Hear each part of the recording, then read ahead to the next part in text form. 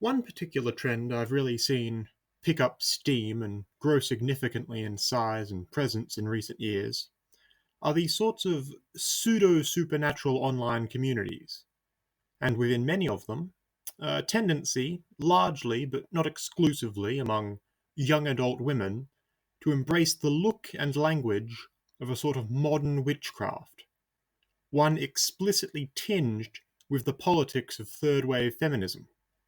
And I'm not trying to voice a criticism of this subculture either. Far from it. In fact, I enjoy seeing it.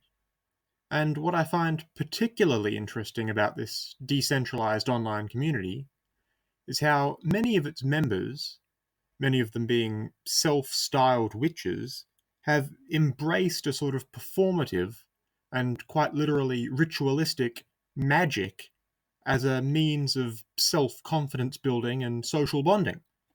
I love many aspects of the whole thing, and while there's obviously no literal supernatural element to the act, what a lot of people involved seem to be doing nevertheless seems to be broadly working together as a means to both entertain and support those participating, as well as create a progressive space for inclusive as well as more generalized cultural discourse. Let's look at one way this sort of dynamic might play out on a forum dedicated to this sort of open quotes witchcraft. Let's say a young woman who uses any of these given forums or websites is hoping for a remedy to regain their personal confidence following something like a incident such as a termination from work or an unpleasant falling out with a friend, for example. If they were particularly into the whole performative side of these online communities, they might begin to ask around the site for any sort of spell or hex or ritual they could perform in order to soothe their anxieties relating to the bad thing that happened. And in doing so, excise the hesitation from their mind about going on with their lives in the wake of the event if it was particularly disruptive. Their online community is more than likely to offer myriad suggestions that may, on the face of it, admittedly sound like woo peddling, but you'd most certainly get more than a few of the other self described witches recommend everything from lighting candles to meditating to drawing sigils, chanting, singing, preparing a hearty meal, or exploring one's nearest natural environment. Any and all of those practices can be dressed up with an excessive amount of pervasive modern online witch aesthetic. But ultimately, what these online spaces are essentially trading in is good, self affirming, beneficial methods of healthy hobby indulgence. It's pretty clear that this, at least on the most basic level, is a very decent outlet for the people who are seeking it, which means it works more or less as intended. At the very least, I don't think it's necessary for anyone to act overly cynical about these practices if they're benefiting others and not adversely affecting themselves. The idea that I'd like to extend from this observation is a semantic exploration of the implications of such a system of performative superstition getting some degree of actual results as a functional method of hobbyist mindfulness. Now, it could easily be argued that even if this witchcraft is just window dressing on a vaguely new age method of self analysis and meditative grounding, if it does benefit the practitioner in some nebulous way, then hasn't a real sort of non material metaphysical magic happened from a certain point of view? Let's lay out a hypothetical. Let's say you're about to attend a job interview and feel vastly unprepared, regardless of how much you actually might have practiced for the interview and might be genuinely qualified to fill the position. You can't shake the persistent feeling that you aren't ready and you're bound to fail. If you also happen to be one of these self-proclaimed magic users, perhaps you stop and think on the problem for a moment before creating and performing a ritual of some sort.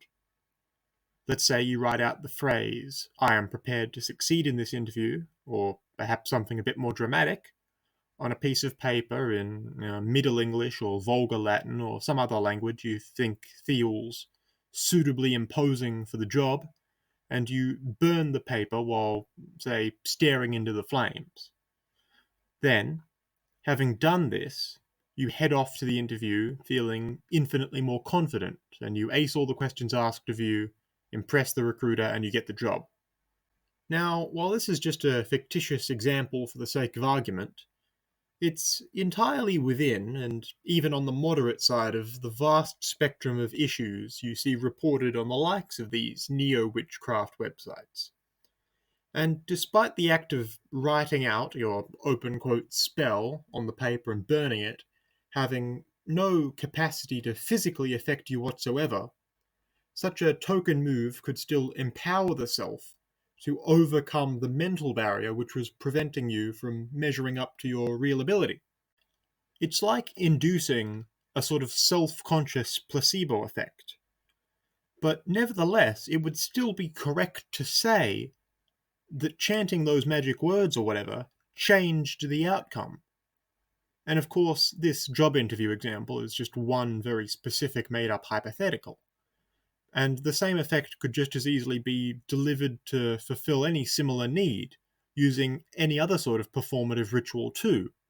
It could be brewing a cup of tea or reciting a mantra, or repeatedly turning over a polished stone in one's hand. So long as the action were to be performed with the essential intent and the necessary placebo-inducing faith to engage with the belief concept by the person performing the action, or even having the action performed on their behalf by another individual. While the concept itself may be a little abstract to easily rationalize for someone who isn't particularly given to this line of performative wishful thinking, I think that even from a pragmatic perspective, there's not much value in trying to dismiss this thing entirely if it's getting results. If this stuff has meaningfully helped even one person, then I'd say that on the whole, it's been worthwhile having those spaces online where they can be mutually explored and shared so easily. These sorts of online forums and message boards and blogs which propagate these semi-spiritual ideas may have only been made possible by the advent of the internet, and it becoming more and more ubiquitous in daily life. But I think it's true to say that the concept of everything I've mentioned so far, in one form or another, is something which has actually been an element of most cultures' beliefs for a long time. It would be very easy to simply draw a connection between any of the new practices being discussed online and traditional religions, particularly those which involve active prayer, pilgrimages, totemic animism, ritual sacrifice, or anything similar, especially since many in the online space are deliberately and actively styling the terms they use to define their practices after a lot of ancient and broadly pagan customs.